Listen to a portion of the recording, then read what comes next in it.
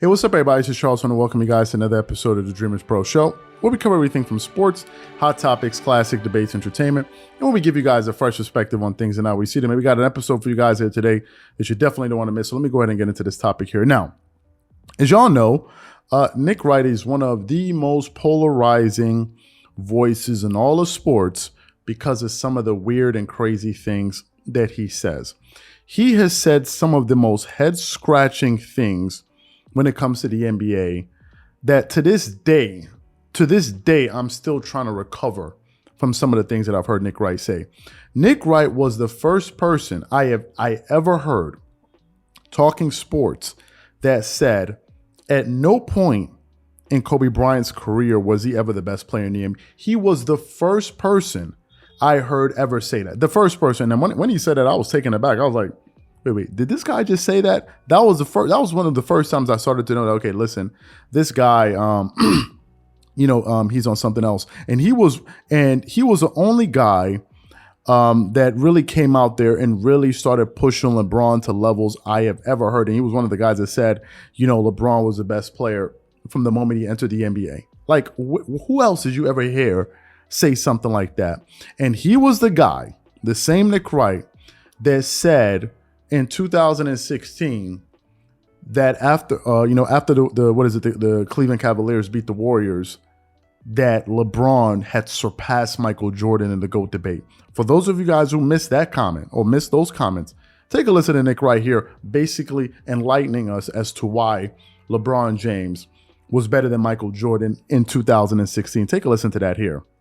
All right, so if we're talking about accomplishments, he needs at least a couple more rings, probably one more MVP.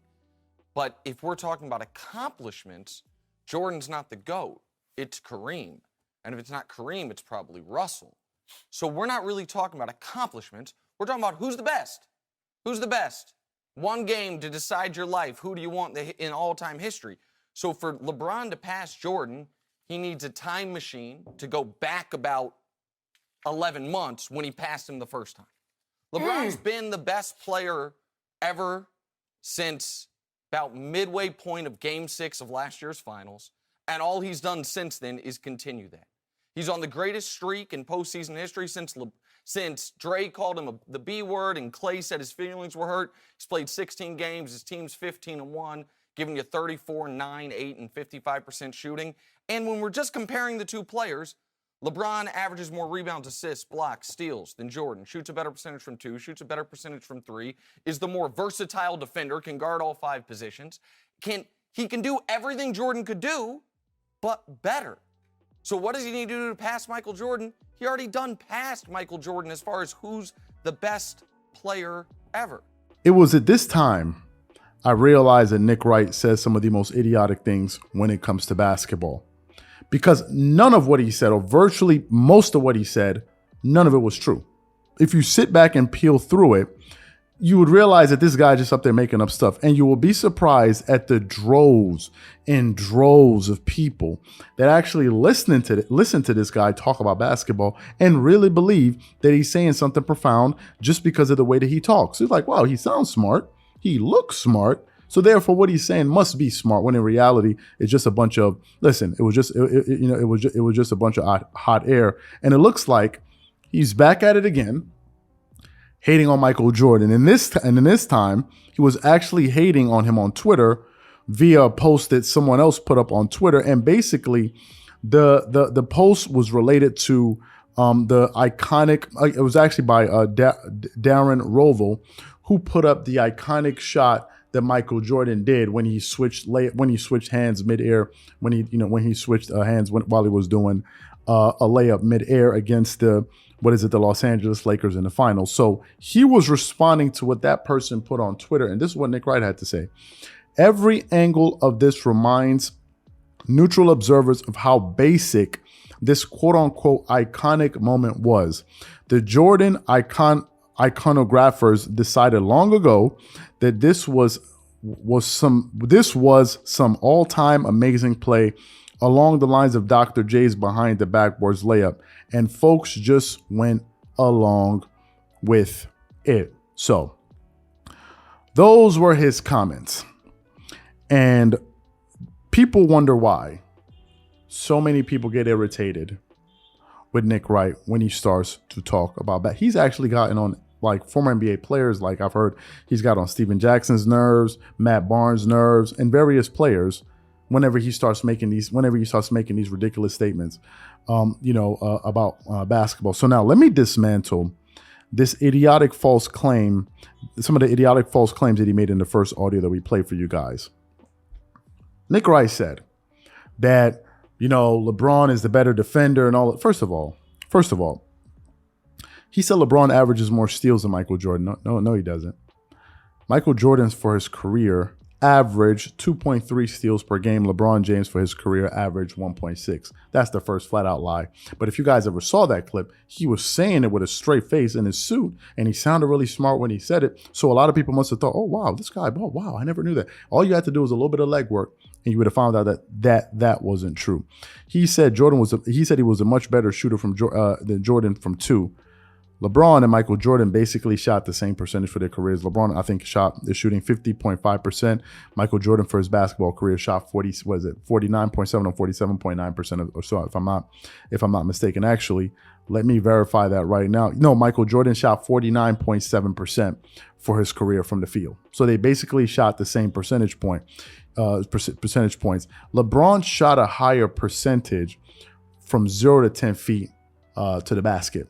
Right, and a lot of that has to do with the way LeBron played. LeBron's primary form of attack was attacking the basket.